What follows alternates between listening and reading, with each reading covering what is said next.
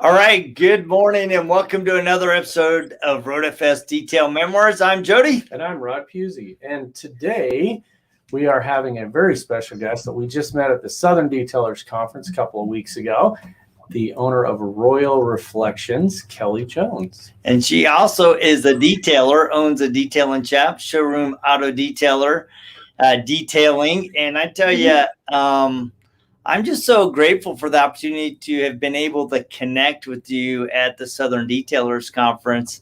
Your energy, your excitement, your passion for the industry is infectious.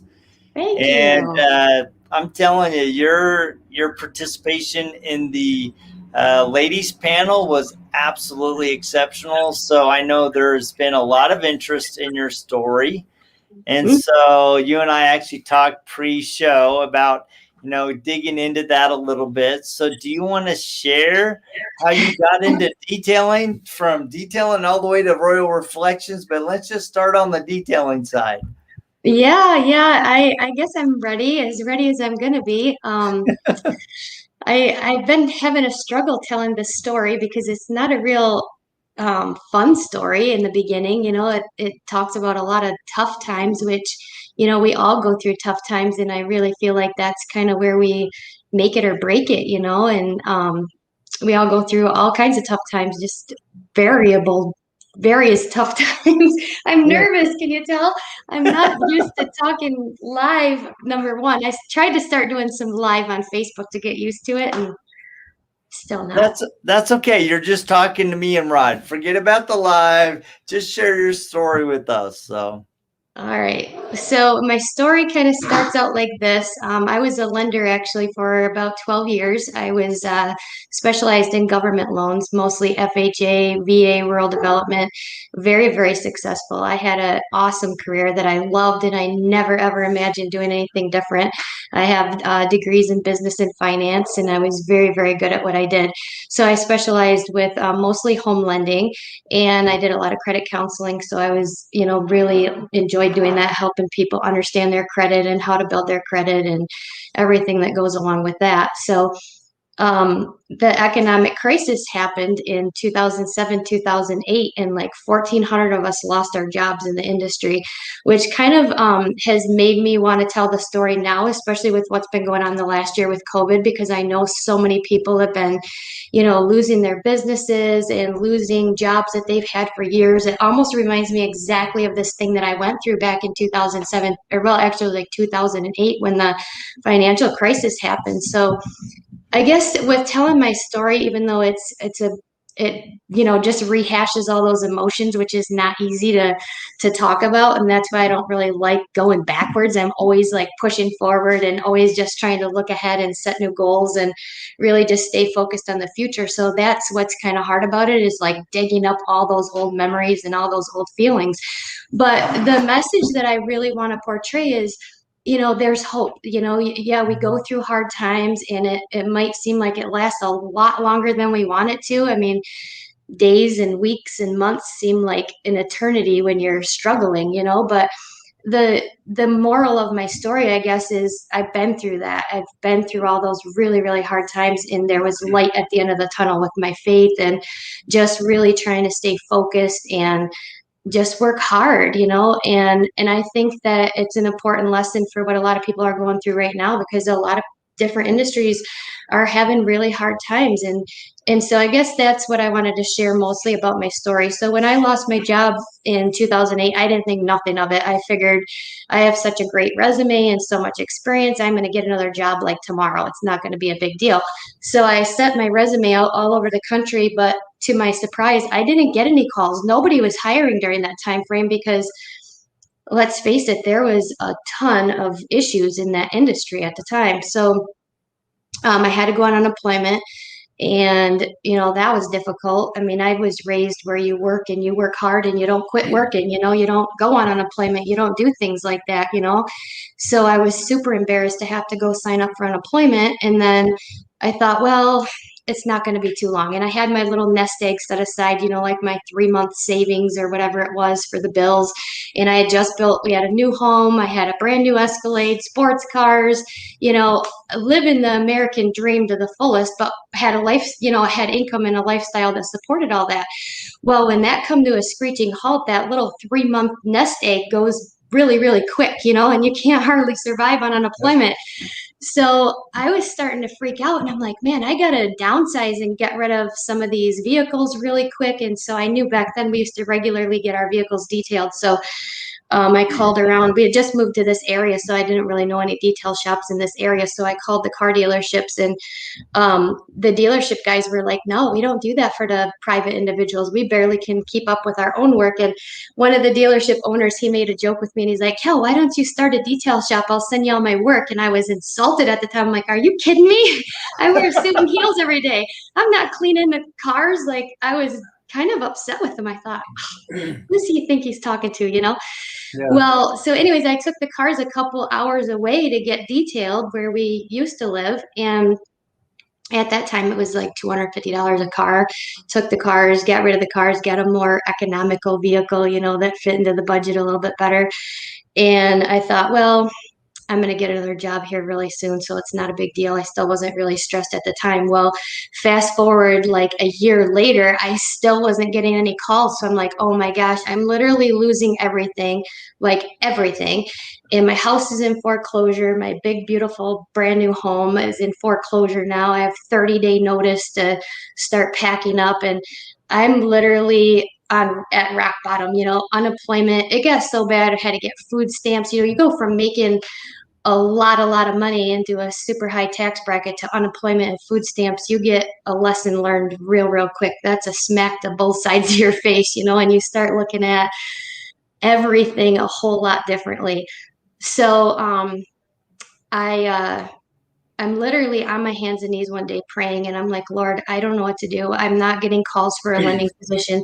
I am totally broke. Credit cards maxed out. Like everything I used to advise my borrowers never to do, I'm doing, like to the maximum extent. And I'm like, oh my gosh, if this isn't a lesson firsthand, So I'm praying. I'm like, I don't know what to do. I can't move back in with my parents with 4 kids. Like there's just no way I could do that. So that minute a commercial came on TV, and it was like auto detailing 101, be your own boss, set your own schedule, unlimited income potential. Like it's speaking directly to me. If you can't get a sign, you can't get a sign any more than that, Yeah, if your name's Kelly Jones, you should sign up for this right now. The heavens open. Exactly. So I call my parents. I'm like, hey, I'm going to go take an auto detailing class out in Chicago. And they're like, what? Have you completely lost your mind? Like you cannot, there's no way. I'm like, I have to. I know there's a need for it in my area because nobody's doing it. And I think I could start a little business at home on the weekend, or, I didn't have a job, so I didn't even have to be on the weekends, but like a little side business, until I got back into, lending again. So it was really rough. I went to Chicago. There was like this little pop-up class in the convention center, like learn how to detail cars, which I really wish I still had that certificate, but I never thought I'd be doing it this long. So I'm sure that got thrown out a long time ago. But I went, and of course I'm the only female, like 90% of the classes I go to. Talk about major intimidation, stepping way out of your comfort zone, And I keep learning over and over and over again that you have to get out of your comfort zone to really grow. And you do. You really, really do grow once you step outside of that comfort zone. So I'm there with all these men, and I'm the only female there. And I'm I don't know what anything is at this point. Literally, I didn't even know like anything about a car. I didn't know what a door jamb was. I didn't know any of these terms. I felt like I was in a foreign country because I had no clue what they were talking about, but I'm trying to take notes and learn everything I could. And then when it got to the hands-on part, I just absolutely loved the transformation of taking like, nasty carpet and making it look brand new again, or, just a door panel and just making it immaculate and really getting in all the nooks and crannies. Like there was like a sense of satisfaction to that, for me.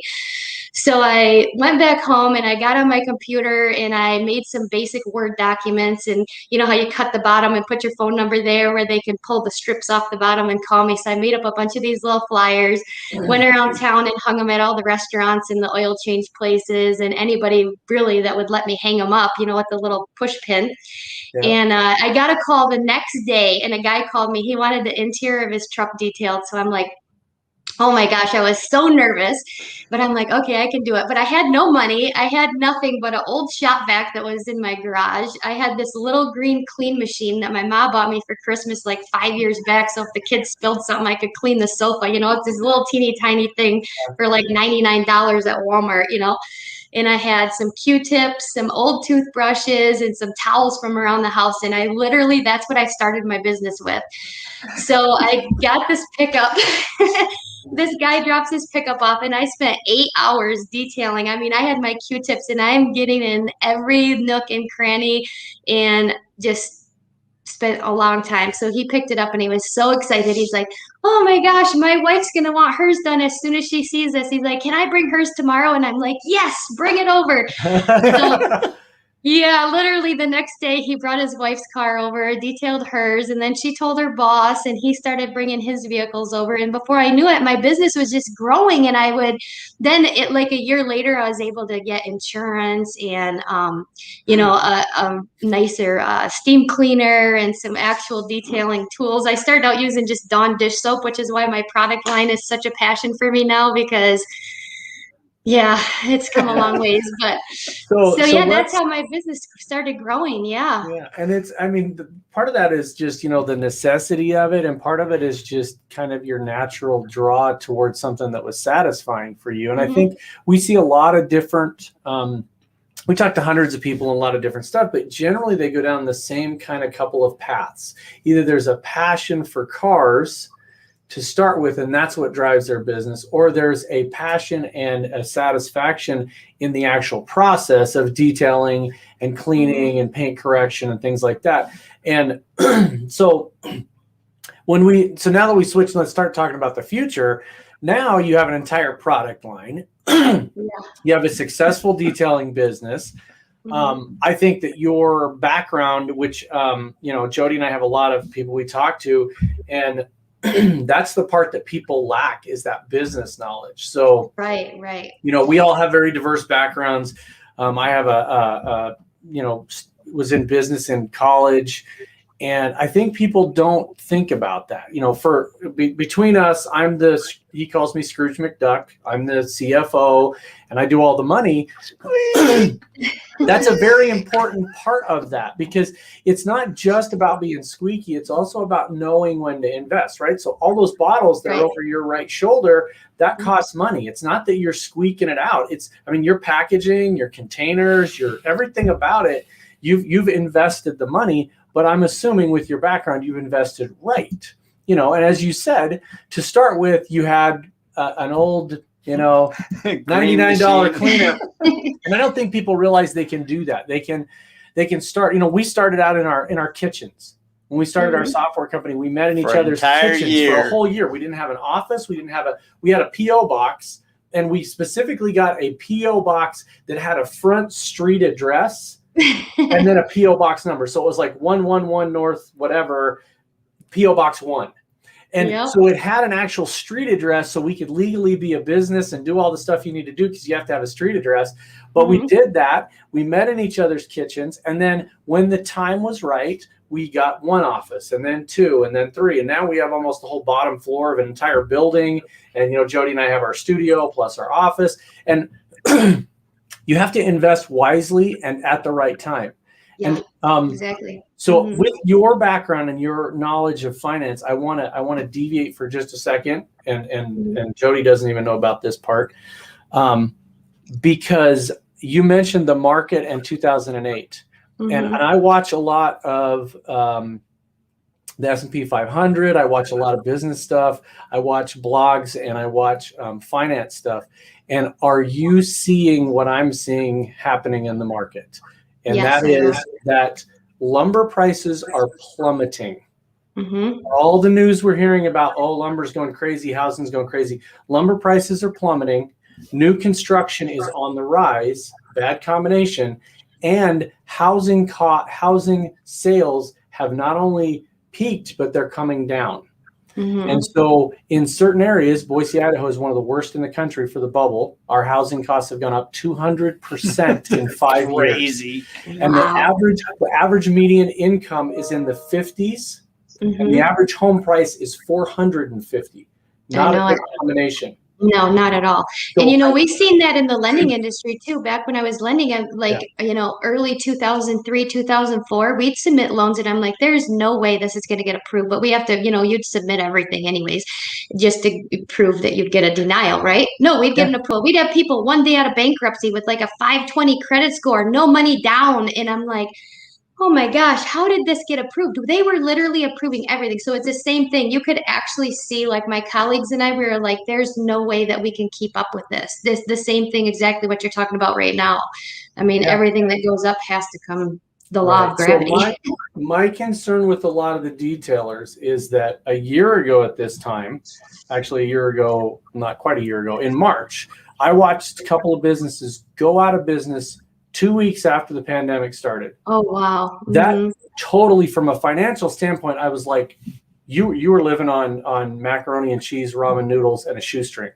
Because if you can't last 2 weeks, exactly. I think it's important for people to understand. I think that part of your story, I think, is really a testament to you and your stubbornness and your willingness to make it work.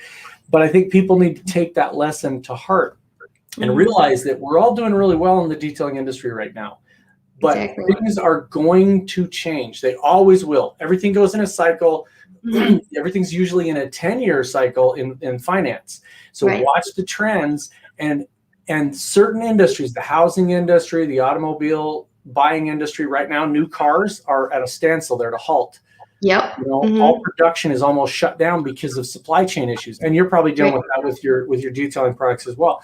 Yep. People need to look at this financially, and they need to make sure they have something to stand on if you didn't have work for several months. Right. And that's why I feel so passionate about doing classes. And like the class that I did at the Southern Detailers Conference, they were like, are you going to teach about your products? And I said, no, I'm not, because I want to teach something that is really important to me and that I think a lot of people lack. And it's not just in the detailing industry, because when I was lending, I had people of all backgrounds and everything coming in, whether it be, guys in construction, small business owners and stuff like that. And they didn't know how to even do a profit and loss statement, or they don't understand even simple things like really keeping track of their income and expenses, or having a nest egg. That's what we always called it, or a cushion, for X amount of bills. And back then it was always 3 months. You should always have 3 months. So say your monthly bills with your mortgage, your car payment, or your rent on your shop, or whatever your monthly bills are, have that much. So say it's $1,000, or say it's $5,000, have that 3 months worth of that put aside. Now it should probably be 6 months after what we've learned with the whole COVID thing.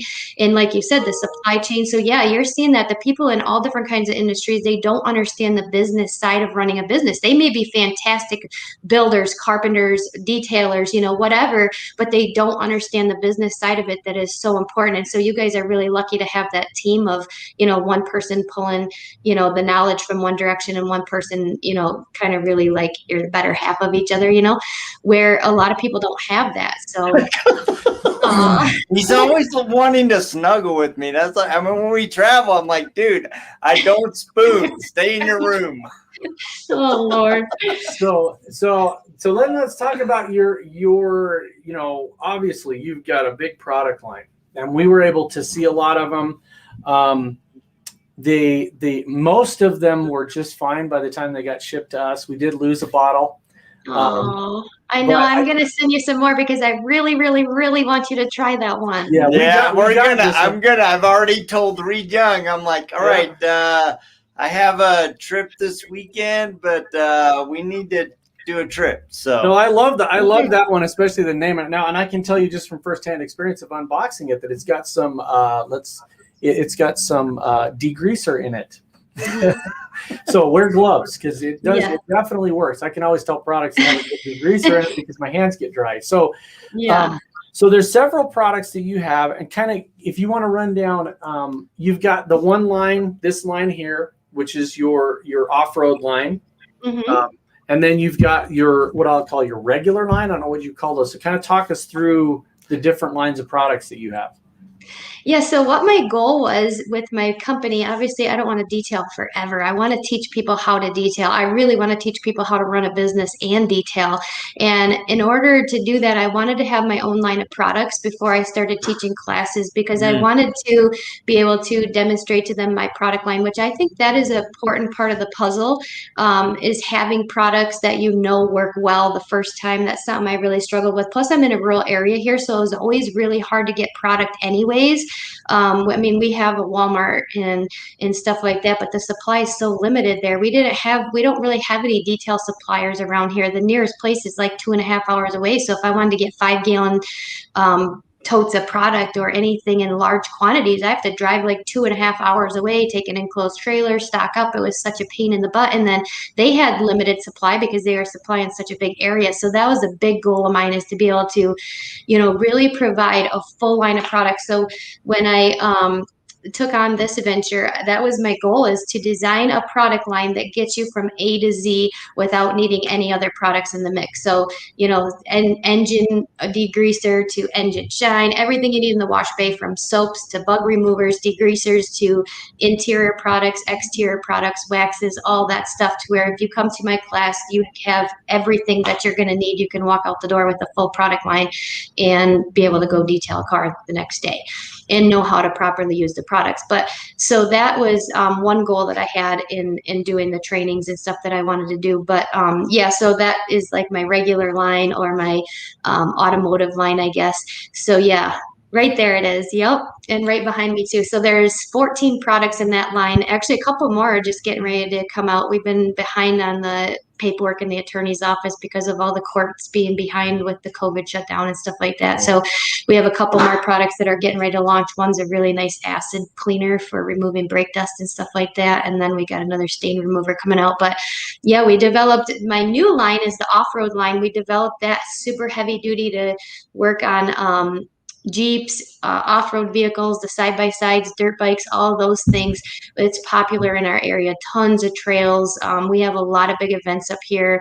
Michigan Mud Jam and the Trucks Gone Wild and all the big monster trucks. And everybody owns a Jeep, it seems like, around here. And the trails are just gorgeous. So it's a really, really popular thing. But when those come into your detail shop, you're like, oh my gosh, you can't cut through. Like, we have this clay ground here, and it gets attached to these vehicles, and it's like cement on there. It is so hard to get off, and you'll be scrubbing for hours. So I'm like, I'm inventing an off-road line of products that's super heavy duty, because that's my philosophy. Get it done quick and easy the first time. I don't want to be spending all day scrubbing bugs off of something. I don't want to be spending all day trying to get clay off of the bottom of the rocker panels of a Jeep, or the tires and everything like that. So, well, that's what, so we're similar up here, and we have horrible dirt. We have cleach and clay and combination of the three.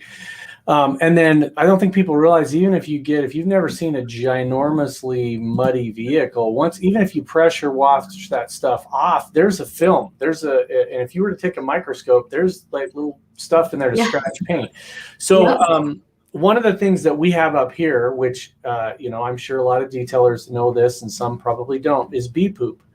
The bee poop is horrendous. People in Maine, Scott Macia's raising the roof right now. He's like, I hear you, brother.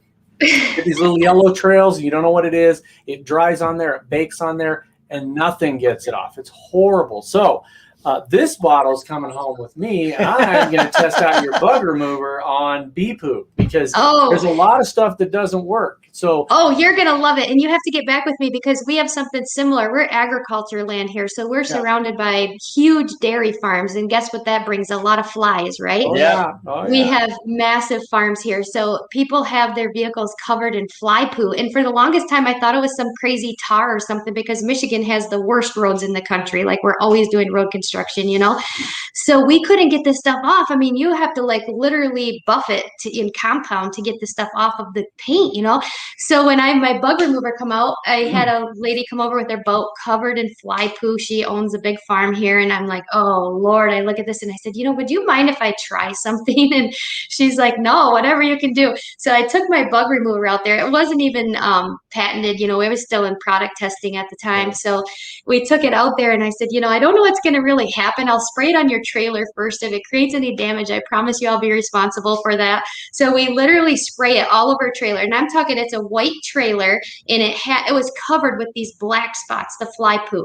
Yeah. And literally we sprayed it on there and about 30 seconds later, it started running. You know how women's mascara gets when it gets wet, it just runs?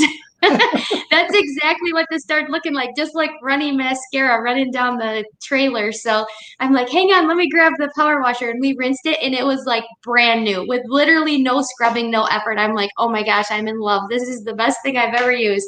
So now I have farmers, they come in and they buy it by the 5-gallon totes and they run it through their power washers. They actually clean like their house siding. The big house, the big farms, a lot of them have white siding that was covered in these black specks that you cannot get off.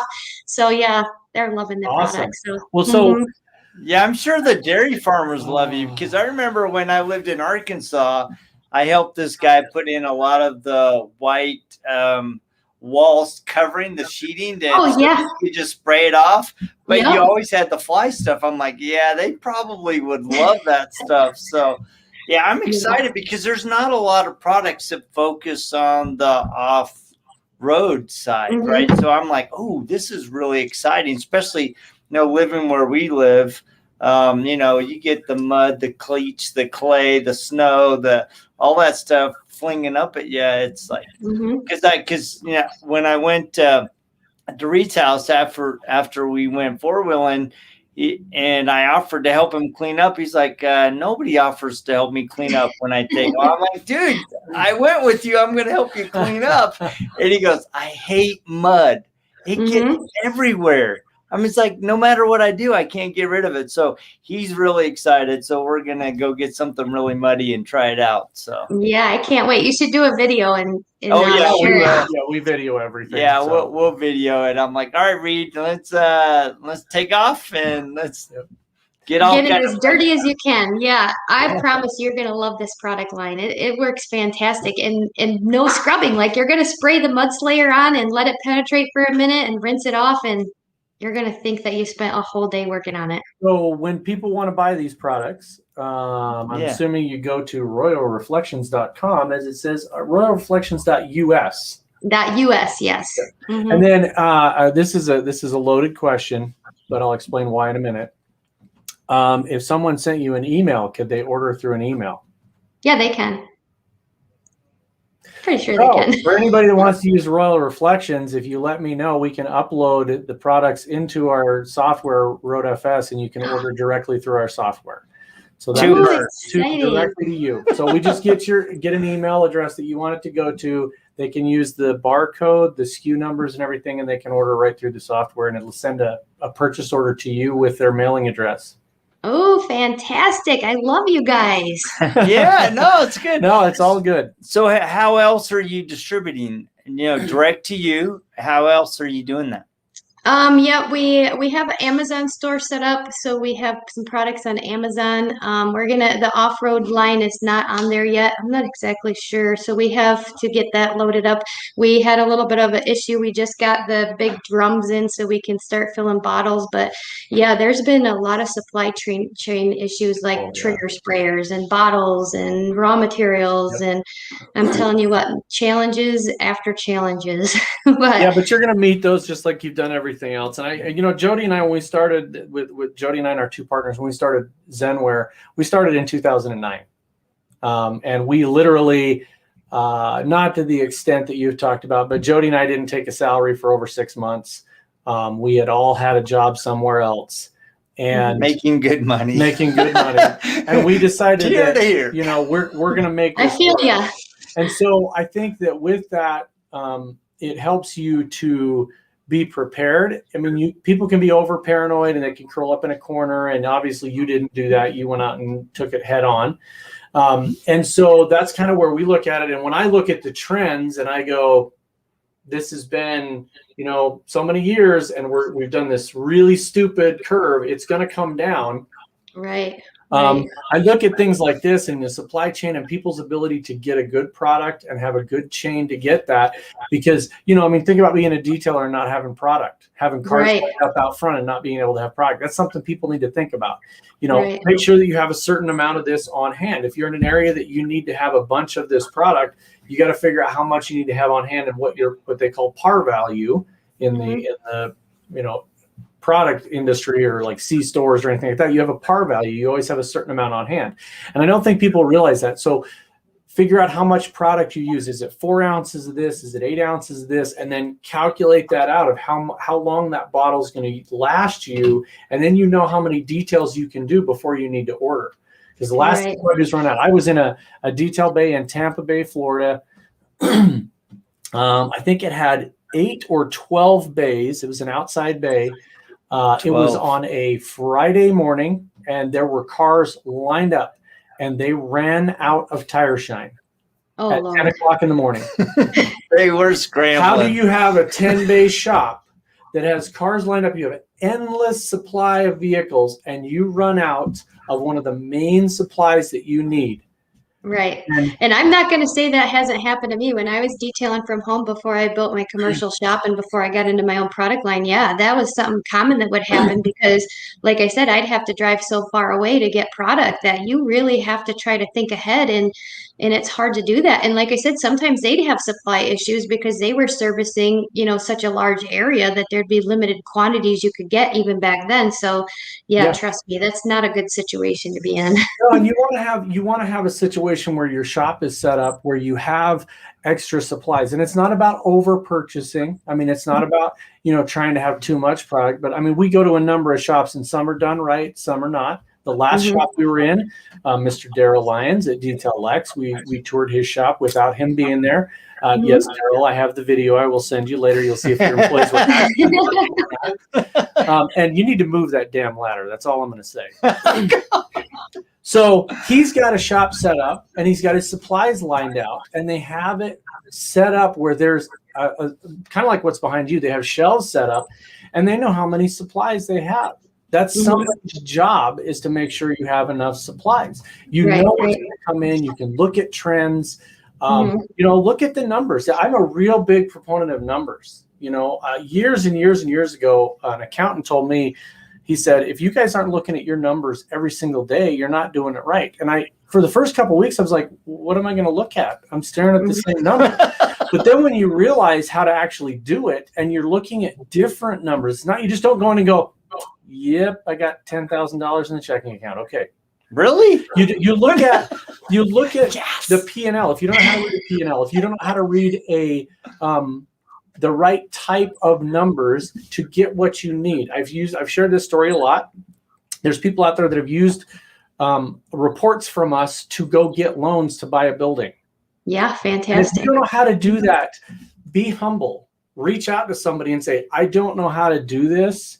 Please help me. And there's a lot of people help you. I'm sure Kelly would. I will. Jody would. I would love to have you and I get together and talk about some of the financial things that people should understand and put together the top 10 financial things you need to know as a detail business owner. And for sure. Those out to people, because people don't know how to do this. Do you have a line of credit? Do you have a savings account? And so I love it. I love that these are, I was reading through some of the stuff here. A lot of these are right out of the bottle. There's no mixing. There's no dilution. They're really a spray on type of product, which is fantastic, especially for people that are just getting started in detailing, that may not have a nice machine to do mixing and that don't really understand mixing ratios. We're not all mad scientists. So we have a few concentrates, and I'll tell you what, people get so mixed up. You're exactly right. So we try to really make things as easy as possible. And especially I have a lot of employees, so I definitely want to make things as simple and easy for them as possible, so nothing slows down, the work on trying to figure out what's 1 to 30 mean, or how do I mix that, it just, and you don't want to mix those things wrong and have it too strong or not strong enough. Yeah. Yeah, well, we can obviously keep talking. I mean, it's there's so many aspects, you know, that you just brought up. Like now you have employees, now you have a product line. Now, you know, you've gone from your green machine to and working out of your house to having, you know, a corporate office and a line.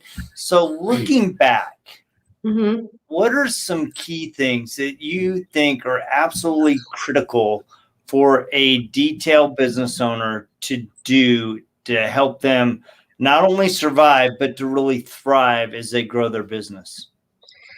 Oh gosh, there's so many things. And, with me, nobody believed in me, even like my closest friends and my closest family, other than my two little daughters, bless their heart. They were like 10 and 12 years old at the time. And everyone thought I was straight crazy because if you knew me then, I mean, I had nice manicured nails. I didn't get dirty. I was not cleaning stuff.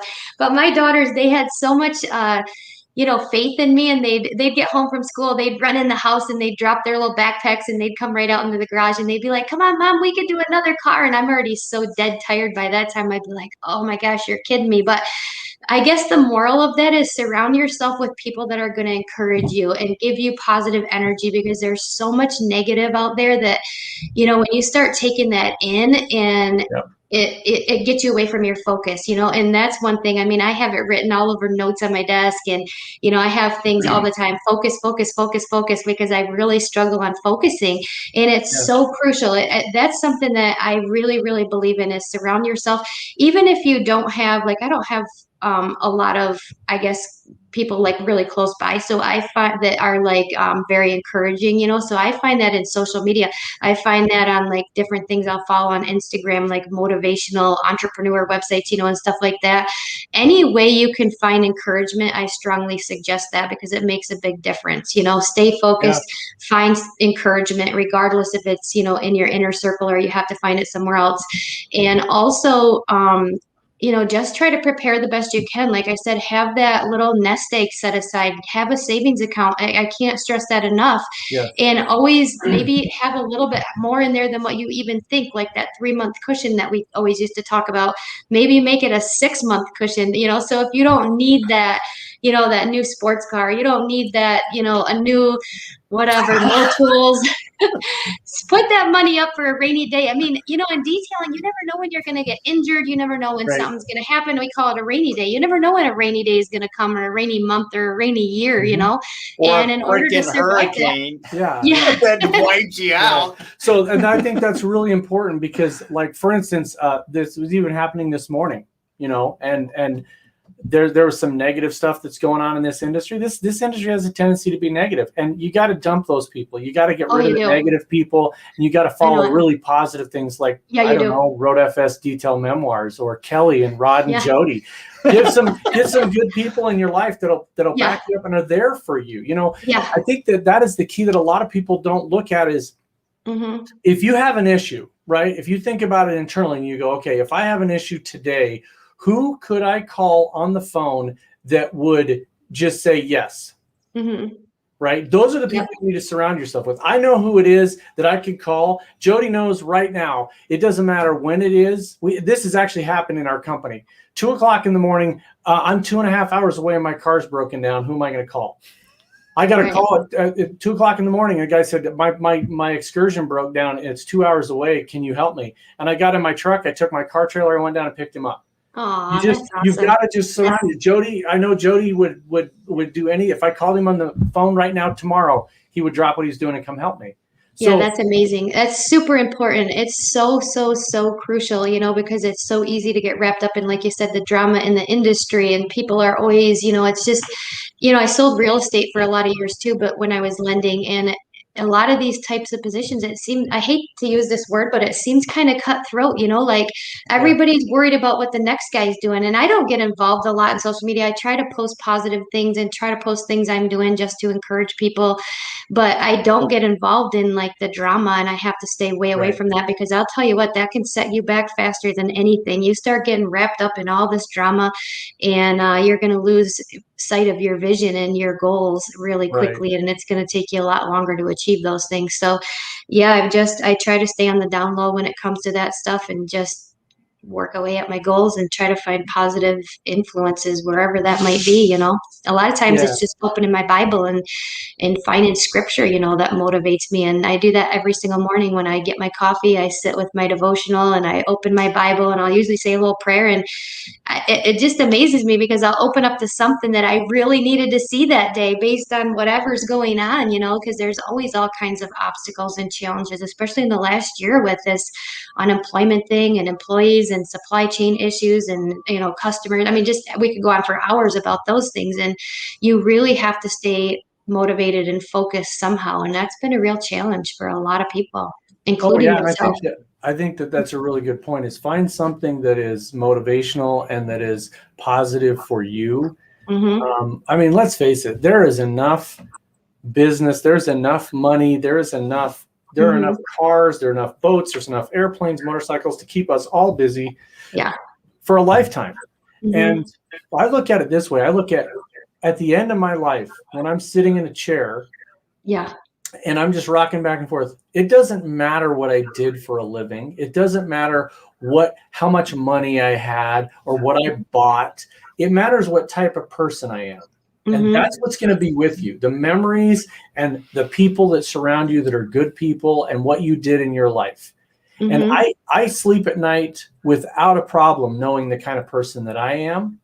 And that's how I want other people to be. I don't want, I mean, there are people out there that feel like they have to push everybody down. They have to step on everybody, and they got to be a bull in a china shop, and man, they got to take over the world. And I don't like that kind of stuff. That's fine if that's what motivates you. But as long as you're not hurting other people doing it, I mean, let's face it, you don't need to. You can be your own person. You can be your own whatever product company, and just do it for the right reasons, not because you're trying to diss somebody else. So I just, you know. Yeah, you're gonna get Rod fired up. I mean, I'm telling you, there's gonna be a pumping up here in a minute, and I'll see you in a second. I'm gonna go off here in a minute. It's easy to do. I'm telling you what, it is really easy to do, and I'm like you. I have to stay out of it because I'm super passionate, and there's a door that you don't want to open that door, and I just stay away from it, and. Well, me too. It hurts my feelings more than anything because I feel like everybody that is in contact with me, I want to help them in one way or another. I want to help people. You know, I want them to be able to do what I'm doing, but skip a lot of years to be successful, because I struggled. I detailed at home in my home garage for 7 years by myself. You know, my little daughters would come out after school, but for 7 years, I really struggled by myself, you know, and I didn't have, you know, the internet wasn't real popular then in 2009. Things were kind of just getting going. I don't even think I got a Facebook page till like 12 or 13 or something like that, you know, so there wasn't a lot of resources for YouTube. I don't even know that if there was much on there then, or I just didn't know how to use it. I don't know. But I just, you know, I have such a passion for helping people. And then I see all this drama, and it's like, why do we have to do that? I don't understand why everybody can't just work together and help build each other up and motivate each other and just clap for each other. Be everybody's cheerleader, you know, we're not going to get out of this alive anyways, you know? Right. And the thing is so, you know, there's a couple sayings I like. One of them is, you know, the ass you kick today is the one you may have to kiss tomorrow. People got to remember that you don't know what's going to happen. You don't know who you're going to have to be, you know, to you know, if I completely trash on Jody and then find out later on that my daughter and his son got together, I got to be with Jody all the time. Luckily, our business, 2 of us are brother-in-laws. Jody was the best friend of one of the owners, and 2 of them are brothers. So we all know at Thanksgiving or Christmas, somebody's going to be at somebody's kitchen table. And we can get passionate, we can disagree, we can pound our fists, we can do whatever, but it never crosses a certain line. And I think that that's what's important, is making sure that, you know, at the end of the day, what's important is that everybody's taken care of. It's not about just what you can take care of yourself. Yeah, you see a lot of it. So there, I want to thank you for taking the time. I mean, obviously we could continue going. I have tons of thoughts going in my head that I'd love to share, but I also know that you have a business to build and manage and thrive and have an impact on other people. So how do people find you, both your detail shop and also your amazing product line? Well, I'm on Facebook. I'm on Instagram. I'm trying to get better at YouTube. I'm trying to get better at the whole social media thing, but I'm finding that's like a whole nother job in itself, you know? So it's like, I got to schedule time for it, but you can always reach out to me on any of those avenues. So yeah, and I'm happy to help. I'm super excited. I want to start, we're working on launching some online classes and some, things like that. And so I think you guys and I should really talk about getting together so that we can do some more official like documents as far as what you were talking about earlier, Rod, on important things that people need for running their business, because a lot of people have been reaching out to me after the class I did at Southern Detailers Conference. On the checklist I was talking about, I've designed a whole order of operations to make things go smoothly. Obviously the product line. So there's a lot of different factors in order to really get your shop running smoothly. Organization, you'd be surprised. I showed the guys in the class and gals a picture of, in our shop, we have these carts, and we have everything. We have interior carts, exterior carts. So if the guys are going to work on an interior, they just grab their cart and it's got literally everything they need, every brush, the interior, products, Royal Reflections, interior cleaners, interior dressings, everything that they need right there on their cart. And something that simple, that we think is that simple, that we use every single day, can make a big difference. Because before, my employees were running like, we'd have shelves like this in the workshop, and they'd have to go, they're working way in this bay over here, they'd have to run over here because they forgot, or their cleaner ran out, or they forgot something for whatever they were working on. And it was so much wasted time, and everybody's just running around the shop like chickens with their head cut off. I'm like, okay, we got to solve this problem. So just something as simple as having a cart right next to your workspace with everything on there that you need. It just, stuff like that makes things run so much more efficient and smoothly. And at the end of the day, that's what we want, right? I mean, we want our job to run efficient and smooth and timely, and be able to get our work done in a reasonable amount of time so we can make some money and be successful. So yeah, that's my passion right now, is really trying to help others, achieve that type of a goal with high quality products for every aspect of the detailing process, training, and everything on the business side that I could possibly provide.